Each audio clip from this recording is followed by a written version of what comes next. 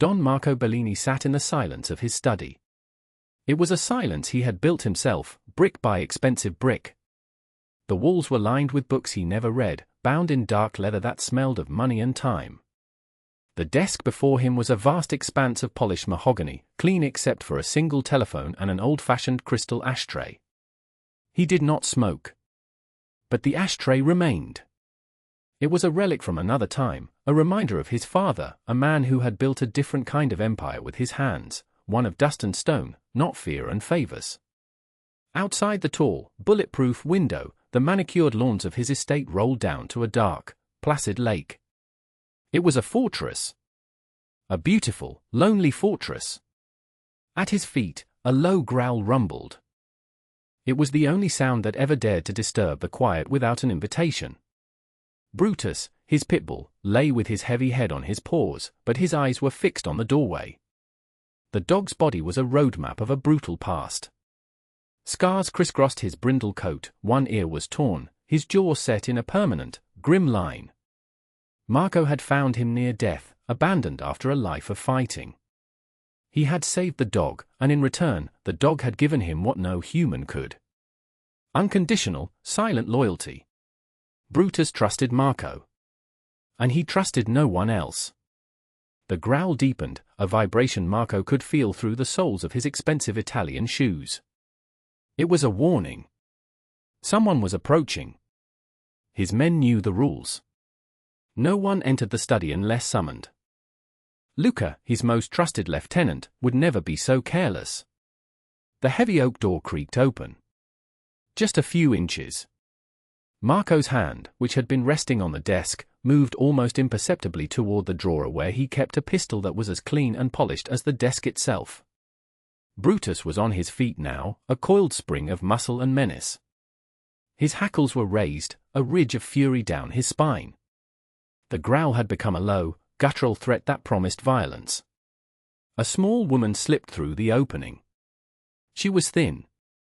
Frail, even. Dressed in the simple black and white uniform of the new cleaning staff. Her hair was pulled back in a severe bun, and her face was pale, almost translucent in the dim light of the study. Her eyes were wide with a terror that was so profound it seemed to suck all the air from the room.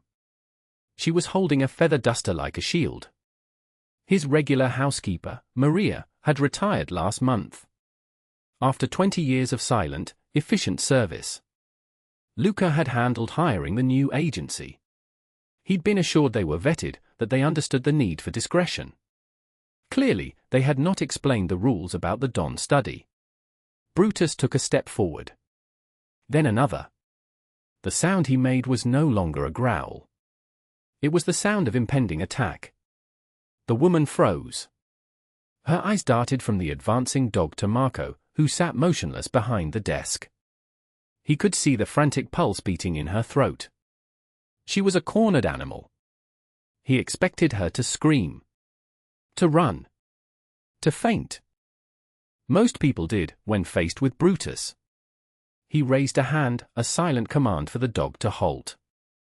But Brutus was too focused, his protective instincts overriding even his master's will in that moment. He saw a threat. A stranger in the sanctum. The woman did not scream. She did not run. Her gaze dropped from Marco to the scarred, menacing creature before her. Her own fear seemed to vanish, replaced by something else. Something Marco had not seen in a very, very long time. It was pity. Her shoulders slumped, just a fraction. The terror in her eyes softened into a deep, aching sadness. She looked at the torn ear, the web of white scars on the dog's powerful chest, the fierce defensiveness that was just a mask for old pain. She saw the animal he was, not the monster he appeared to be. A single word escaped her lips. A whisper, soft as dust motes dancing in the slivers of afternoon light. An Italian word. Poverino. Poor little one. The effect was instantaneous. It was as if the word had been a key, turning a lock deep inside the animal. Brutus stopped. The terrible sound in his throat died. His body, once rigid with aggression, went slack. He cocked his head, his one good ear twitching. He took a hesitant step, not of aggression, but of curiosity. He let out a low whine, a sound of confusion, of a long-dormant memory stirred. Marco watched, his own breath caught in his chest. He had never seen this. Not once. Brutus tolerated Luca. He ignored the other men. But women? He despised them. A holdover from his past abuse, Marco had always assumed. He lunged at any female who came too close. Maria, the old housekeeper, had learned to clean the entire mansion without ever entering a room he was in. The woman, seeing the change, slowly lowered herself into a crouch. It was a gesture of submission, of peace. She did not reach out her hand. She simply waited. Brutus whined again, a higher, more plaintive sound. He crept forward until his wet nose was just inches from her knee. He sniffed. Once. Twice. Then, to Marco's utter astonishment, the dog leaned in and gently nudged his massive head against her hand. The feather duster fell to the floor, forgotten. Her slender fingers, trembling slightly, came up to rest on the dog's scarred head. She began to stroke him, murmuring soft, soothing words in Italian. Words of comfort. Words of kindness. Marco sat behind his desk, a statue carved from granite and disbelief. The pistol in the drawer was forgotten. The rules of his house were forgotten. The entire world outside that small, impossible circle of a broken woman and a broken dog seemed to fade away. For the first time in more than a decade, something had breached the fortress. Something other than fear had entered his study. He stared at the woman, her pale face now soft with compassion. He stared at his dog, a creature of pure rage, now docile and accepting under her touch. He did not know who she was. He did not know how she had done it. But he knew, with a certainty that settled deep in his bones, that he had to find out. The quiet of his life had been broken, not by a gunshot, but by a whisper. And he had a terrible feeling that nothing would ever be quiet again. Marco Bellini was not a man given to surprise. His life was a carefully constructed edifice of control and predictability. He was the mason, they called him in the hushed tones of respect and fear. He built things, alliances, businesses, walls of silence. And he crushed anything that threatened his foundations. His reputation preceded him everywhere. It was a cloak of darkness he wore comfortably. It kept people honest. It kept them at a distance. He was known to be ruthless with his enemies and fiercely loyal to his own. But his core rule, the one inherited from the old ways, was simple. No harm to women or children. They were civilians in a war they did not choose to fight. It was a line he never crossed, and he dealt with those who did in a manner that was swift and permanent. This principle was born from his own history.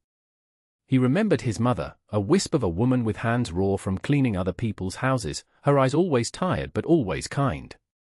He remembered arriving in this country with nothing but the clothes on their backs and a belief that hard work would be rewarded. It was, but not in the way the stories promised. He had learned early on that the world was not kind to the weak. So he had decided not to be weak. He had clawed his way up, using the hardness the streets had taught him, until he was the one who made the rules, not the one who broke his back following them. His personal life was a wasteland. A wife, long ago, had taught him the sting of betrayal. She had wanted his money, not his heart, and had conspired with a rival to see him gone. It had not ended well for either of them. Since then, his heart had been as closed and guarded as his estate. Brutus was the closest thing he had to a companion. He understood the dog. He understood its scars, its mistrust, its quiet rage. The dog's past was a mystery, but the results were plain to see. Someone, likely a woman from the scent of perfume that used to cling to the dog's blanket when he was first rescued, had been part of his abuse. The dog's hatred was specific. It was earned. Until now. He had dismissed the woman, Sophia, her name tag read, with a curt nod. She had scurried away, her eyes still downcast, leaving him alone with his thoughts and his transformed dog. Brutus had not followed her, but had settled back at Marco's feet, letting out a soft sigh that sounded suspiciously like contentment. The next day, Marco watched her. He did it from the shadows, from the security monitors in his study. She moved through the vast, empty rooms of his house like a ghost.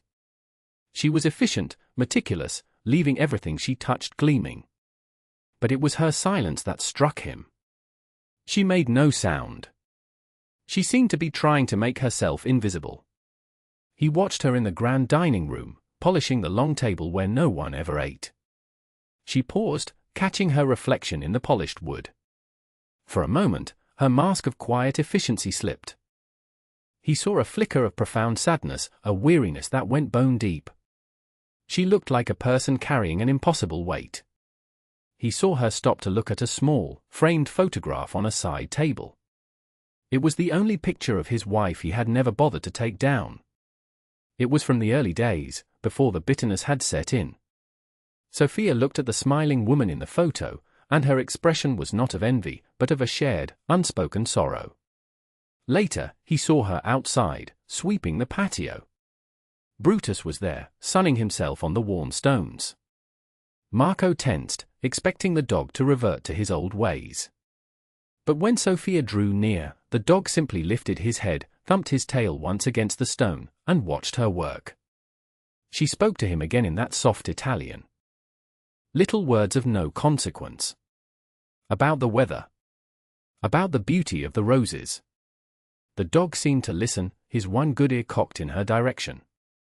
That evening, Marco summoned Luca to his study. Luca was a man in his 40s, with the impassive face of a professional soldier. He had been with Marco for 15 years. He was loyal, intelligent, and asked no unnecessary questions. The new cleaning woman. Sophia, Marco said, his voice flat. He did not look up from the papers on his desk. Yes, boss. Is there a problem? The agency is supposed to be the best. Find out about her, Marco said. Everything. Luca's expression did not change, but Marco caught the barest flicker of surprise in his eyes.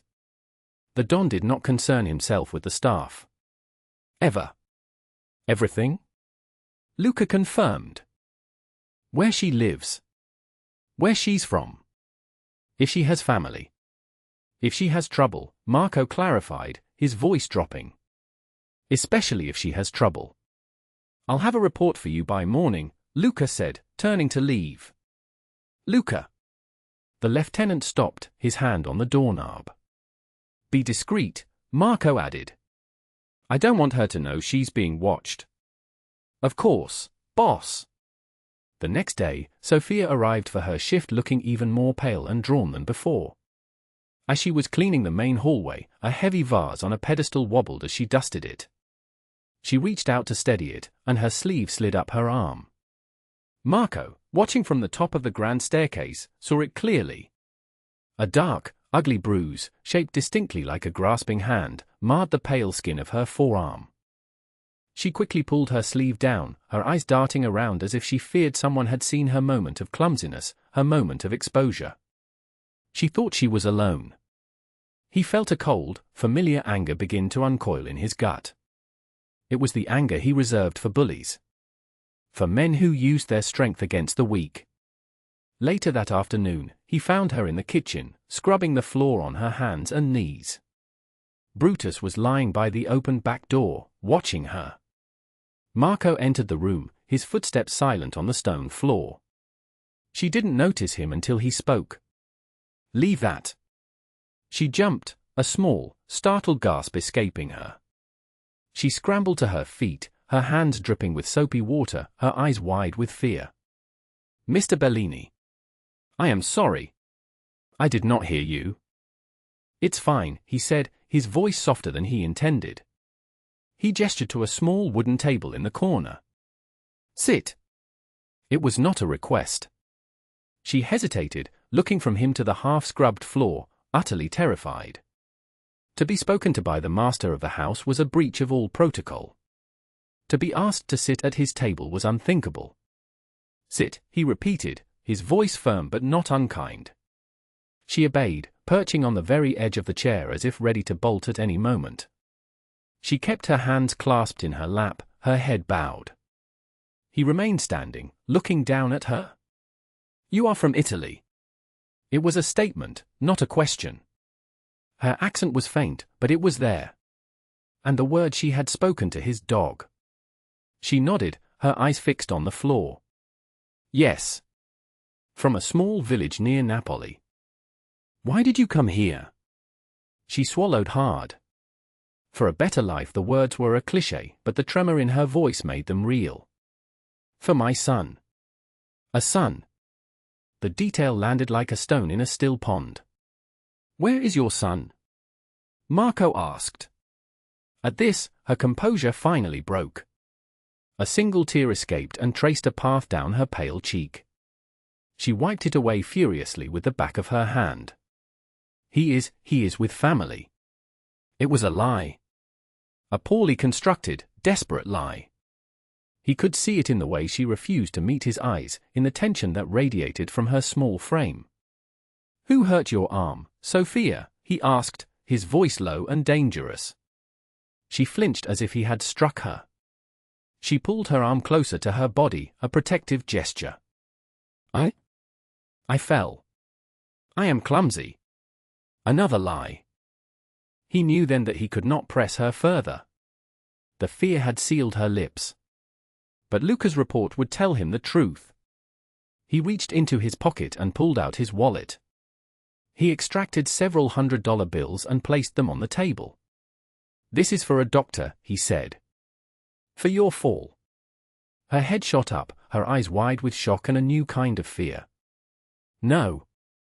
No, I cannot. Please." "It is not a request," he said. He looked at her, truly looked at her, and saw the reflection of his own mother's desperate pride. The pride that made you starve rather than accept a handout. "This is not charity," he said, his tone shifting. "Consider it an advance. For your excellent work. My dog, he seems to like you. That is a rare thing. It is worth a bonus." He turned and walked away before she could protest further, Brutus rising to pad along silently beside him. That night, Luca delivered the report. It was worse than Marco had imagined. Sophia Rossi, widow, came to the United States 6 months ago on a visa sponsored by her cousin. The cousin was a front for a loan shark and human trafficker named Rico Valli. A low-level parasite who operated on the fringes, preying on undocumented immigrants. Valli had paid for her passage, her apartment, everything. Now she was in his debt. An impossible, ever-increasing debt. She worked 3 jobs, and every penny she earned went to him. The report had a section on her son. Leo. Age 7. He was not with family. Valli was holding him. Keeping him in a small, guarded apartment with a few other children, using them as collateral to ensure their parents' compliance and silence. The bruise on her arm was from the last time she had been a day late with a payment. Marco read the last page of the report and felt a stillness settle over him. It was the calm before a storm. The world narrowed to a single point of focus. Rico Valli. A man who hurt women. A man who used children as bargaining chips. Marco looked across the room at the portrait of his father, the stonemason. His father had taught him to build things that last. He had also taught him that sometimes, before you can build, you must clear the ground. You must remove the rot. He looked down at Brutus, who was watching him with intelligent, knowing eyes. The dog had recognized a fellow victim in Sophia. A kindred spirit living in a world of fear and pain. The memory that came to Marco was not of his wife, or his enemies, or his triumphs. It was a memory of himself as a small boy, no older than Leo. He remembered his mother being harassed by their landlord, a fat, cruel man who threatened to throw them on the street. He remembered the look of helpless terror on her face. A look he had seen again today in Sophia's eyes. He had been too small to do anything then. He was not small anymore. He picked up the phone on his desk. Luca answered on the first ring. Get the car, Marco said, his voice devoid of all emotion. And get the twins. Tell them to bring their tools. The twins were not carpenters. Their tools did not build. They dismantled. Where are we going, boss? Luca asked. Marco looked at the address on the report for the apartment where the boy was being held. We're going to pick up a child. Then he gave Luca another address. The one for Rico Valley's favorite nightclub. And then, Marco said, the ice in his voice cold enough to burn, we are going to have a talk with a man about his business practices. The choice had been made. The fortress was about to open its gates. Not for a negotiation, but for a war. A small, private, and very final war. The plan was simple. It was brutally, elegantly simple. Marco did not believe in complexity when directness would suffice. Valley was a weed, and you did not negotiate with weeds. You pulled them out by the root. They drove in 2 black sedans, silent and invisible in the city's night traffic. Marco rode in the back of the first car, Luca at the wheel. The twins, Franco and Gianni, sat in the second. They were large, quiet men who moved with a disquieting grace. They were brothers, and their only loyalty was to Marco, who had taken them in when they were street kids with nothing but rage in their pockets. Marco had given them a purpose. Tonight, that purpose was Rico Valley. The apartment first, Marco said, his voice calm. No noise. No witnesses. I want the boy out before Valley even knows we're in his city. There are 2 men guarding the location, Luca reported, his eyes on the road. Local muscle. Not professionals. The twins will handle them, Marco said. I don't want them hurt badly. Just enough to make them forget they ever saw us. The children are not to be frightened. Is that understood? Franco and Gianni are good at that, Luca assured him. They can move like ghosts when they need to. They pulled up a block away from the run-down apartment building. The street was poorly lit, littered with trash. The air smelled of decay and desperation. This was Valley's kingdom. A kingdom built on the misery of others. Marco stayed in the car. He watched in the side mirror as the twins exited their vehicle and melted into the shadows of an alleyway. They were dressed in dark clothes, indistinguishable from the night itself. 5 minutes passed. It felt like an eternity. Marco's hands were steady on his knees. His pulse was even. This was his world. The application of pressure. The removal of obstacles. Then, his phone buzzed. A text from Luca. In position. The twins were inside. Another 10 minutes crawled by. Marco watched the entrance of the building. A few tenants came and went, heads down, hurrying past. No one looked up. No one wanted to see. Then, a shadow detached itself from the doorway. It was Franco. He was carrying a small boy in his arms. The child was asleep, his head resting on the big man's shoulder. A second child, a little girl, walked beside Gianni, holding his hand, looking up at him not with fear but with sleepy curiosity. They got into the second car. Luca's phone buzzed again. A text from Franco. Assets secured. Guards are sleeping. No witnesses. Good, Marco said, the single word carrying the weight of his approval. Let's go to the club. The club was the opposite of the apartment building. It was loud, garish, pulsing with neon lights and bass-heavy music. It was a palace of cheap thrills and cheaper people. Valley's name was whispered here with the same kind of fear as Marco's was in other, more expensive rooms. But Valley's fear was rancid. It was the fear of a predator, not a patriarch. They did not go through the front door. Luca pulled the car into the back alley, a space filled with dumpsters and the stench of stale beer. The back door was manned by a single, bored-looking bouncer. Luca got out. The bouncer straightened up, ready to be important. Nobody comes through here, he grunted. Luca didn't say a word. He simply let his jacket fall open slightly, revealing the butt of the gun holstered at his hip. The bouncer's eyes widened. He looked past Luca to the man sitting in the back of the sedan.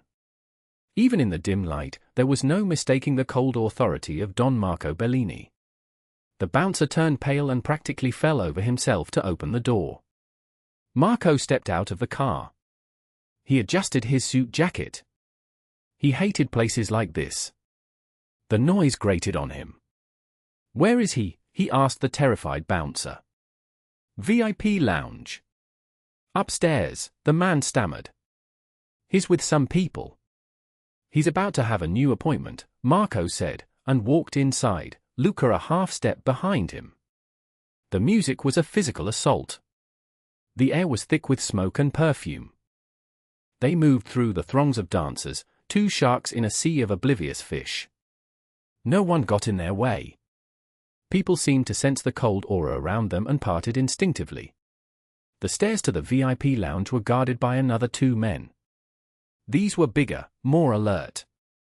They recognized Luca and tensed immediately. "Valley's busy," one of them said, trying to sound tough. Luca just smiled. It was not a pleasant smile. "Don Bellini needs a word." The name hit them like a physical blow. They exchanged a nervous glance. They had heard the stories. Everyone had.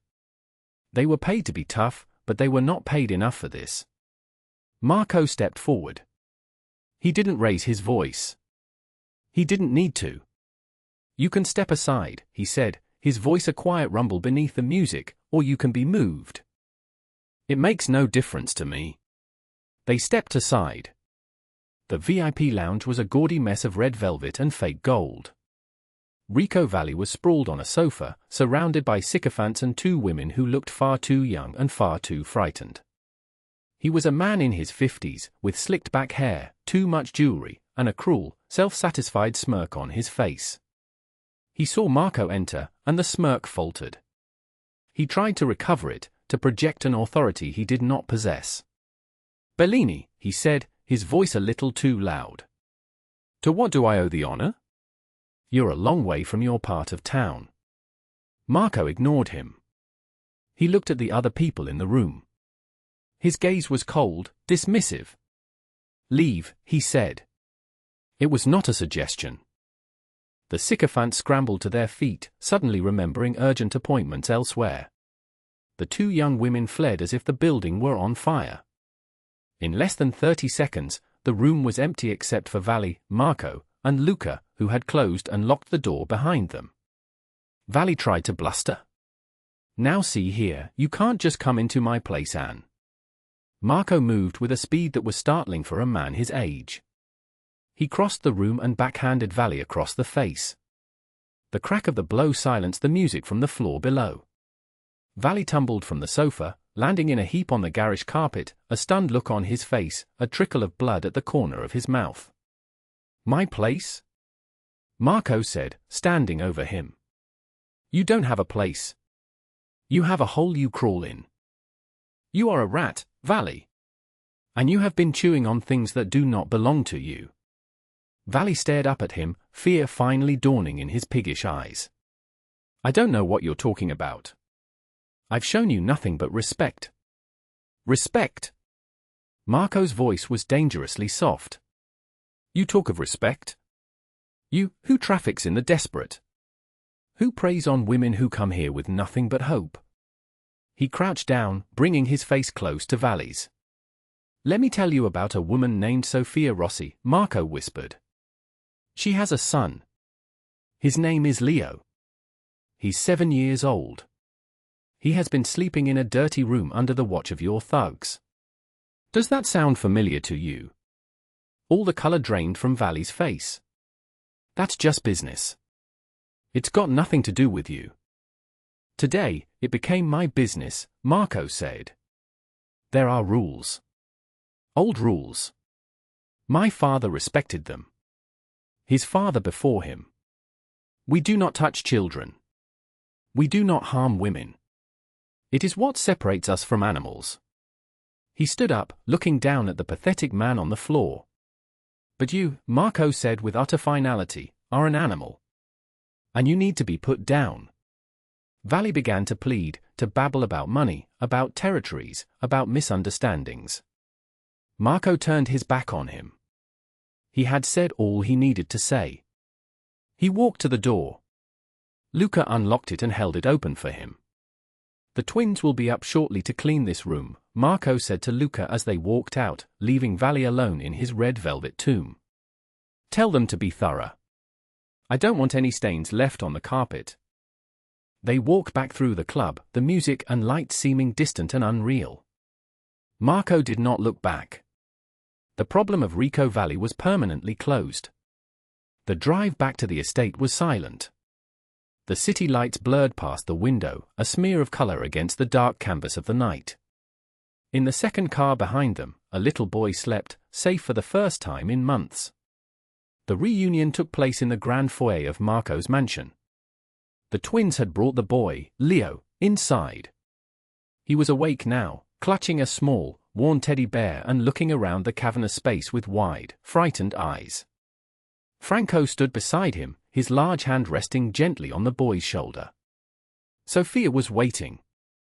Marco had called her, told her to come to the main house, that he had something for her. He had not explained. He didn't need to. The hope and terror in her voice had been palpable over the phone. She saw her son, and a sound escaped her, a sob, a prayer, a name. Leo! The boy's face lit up.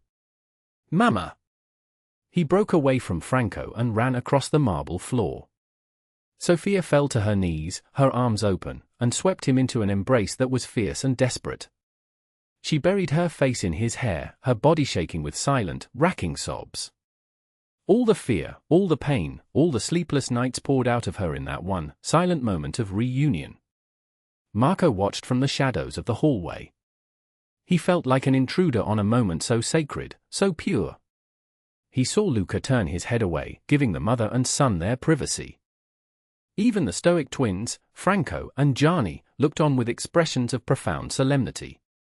After a long time, Sophia looked up, her eyes, red-rimmed but shining, searching for Marco.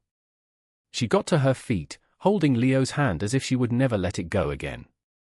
She approached him, her steps hesitant. I don't know what to say, she whispered, her voice thick with emotion. How can I? She reached into the pocket of her simple dress and pulled out a small, crumpled envelope. It was thin, but Marco knew it represented everything she had. Every hour of back-breaking work, every moment of fear. This is all I have, she said, holding it out to him. Her hand was trembling. It is not enough. I know it is not enough. But I will work for you for the rest of my life. I will pay you back. I swear it. Marco looked at the pathetic envelope. He looked at her tear-streaked, grateful face. He looked at the little boy hiding behind her legs, peering out at him with curiosity. He gently pushed her hand away. There is no debt, he said, his voice quiet but firm. But I must, she insisted. You saved him. You saved us. I owe you everything. You paid me the first day you walked into my study, he told her. He glanced down at Brutus, who had come to stand beside him, his tail giving a slow, steady thump against Marco's leg. You showed kindness to a creature that had known none. You reminded an old man of something he thought he had lost. He looked at her and saw not a maid, but a woman of incredible strength. A mother who had walked through hell for her child. That, he said, is worth more than money. Sophia stared at him, her eyes filled with a confusion of emotions. Gratitude, relief, and a dawning understanding. She finally seemed to see the man behind the fearsome reputation. The little boy, Leo, stepped out from behind his mother. He looked up at the tall, imposing man before him. He was not afraid. Children have an instinct for these things. They see the truth behind the masks adults wear. Are you a policeman? Leo asked, his voice small and clear in the vast hall. Marco almost smiled. No, son. I'm not a policeman. Are you a bad guy? The boy pressed, his childish innocence cutting through layers of complexity. Marco's gaze softened.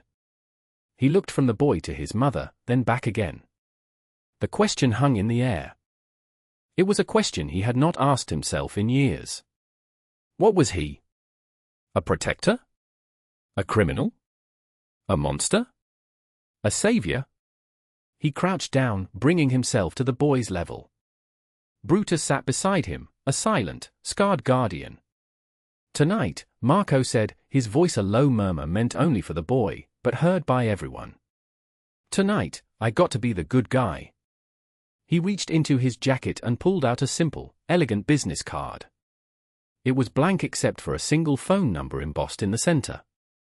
He handed it to Sophia. This is my personal number, he told her. If you or your son ever need anything at all, you call it. The man who bothered you, he will not bother you again. No one will. You are under my protection now. He was offering her more than safety. He was offering her a life without fear. A future for her son. Tears streamed down her face once more, but this time, they were tears of pure, unadulterated relief. She could only nod, unable to speak past the lump in her throat. Go home, Sophia, Marco said gently, standing up. Be with your son. Luca stepped forward. I'll have someone drive you. She nodded, clutching the card in one hand and her son's hand in the other. As she turned to leave, she paused and looked back at him one last time. God bless you, Mr. Bellini, she whispered. Marco simply inclined his head. He was not a man who believed in blessings. But as he watched her walk out of his house, out of the darkness and back into a life that was now her own, he felt something shift within him. A thawing in a place he had thought was frozen forever. The fortress had been breached. And for the first time in a very long time, Marco Bellini did not feel weaker for it. He felt stronger. 5 years passed. The city changed, as cities do. Alliances shifted, new powers rose, old ones faded. But the quiet, unshakable authority of Don Marco Bellini remained a constant, a bedrock of the old ways in a rapidly changing world. His life, however, was different. The silence in his mansion was no longer absolute. Once a week, on Sundays, the house filled with the smell of baking bread and fresh tomato sauce. Sophia, who had insisted on continuing to work for him, not as a cleaner but as a cook and housekeeper, would prepare a meal. She was no longer a frightened ghost, but a warm, vibrant presence who moved through the house with an easy confidence. She had opened her own small bakery in a quiet neighborhood, a venture Marco had financed anonymously through one of his legitimate businesses. It was called Leo's, and it was thriving. She was happy. She was safe. Leo was 12 now. A bright, happy boy who was growing tall and strong. He was no longer afraid of anything. He treated Marco with a mixture of awe and affection, calling him Zio Marco, Uncle Marco. And Brutus, the scarred, mistrustful warrior, had become a different dog. His growl was reserved for genuine threats, not for the world at large. In his old age, he had found peace. He adored Sophia, and he shadowed young Leo around the estate like a personal bodyguard, enduring ear tugs and clumsy pats with a stoic patience that bordered on love. Marco's study was no longer just a room of leather and mahogany. On the wall, next to the stern, black and white portraits of his ancestors, there was a new addition. It was a child's drawing, framed in simple, elegant black wood. The drawing depicted a very large, smiling man with a crown on his head. Next to him stood a boy. And at their feet was a big, brindle dog with a lopsided grin and a furiously wagging tail. The son in the corner of the picture was also smiling. It was a gift from Leo on his 8th birthday. It was the most valuable thing Marco owned. He sat in his chair, an old man now, looking at the drawing. Brutus, his muzzle grey and his movement slow, rested his heavy head on his master's knee. Marco stroked the dog's scarred head, the same spot where Sophia's hand had first rested all those years ago. He had spent his life building an empire of fear and power, a fortress to keep the world out. He had believed that strength was a wall.